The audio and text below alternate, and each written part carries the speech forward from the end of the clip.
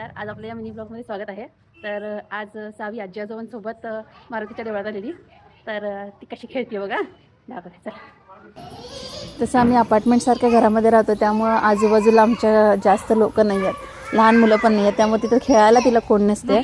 पण असं गार्डन आणि मंदिर अशा ठिकाणी आली, लहान मुलं दिसली की बस मग घरी न्यायला तिला आम्हाला मुश्किल होते.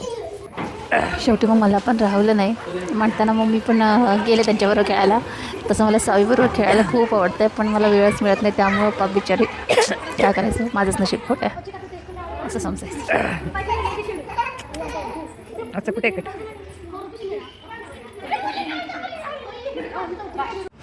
घरी आल्यानंतर मॅडमना दरवाजाचं कुलूप उघडायचं, तर कमीत कमी 15 मिनटं सावीनं अशी आम्हाला तंगवलेली. शेवटी मग तिला स्वतःलाच कंटाळा आला आणि त्यानंतर तिने आम्हाला लॉक परत दिलं. मग आम्ही त्यानंतर आतमध्ये गेलो.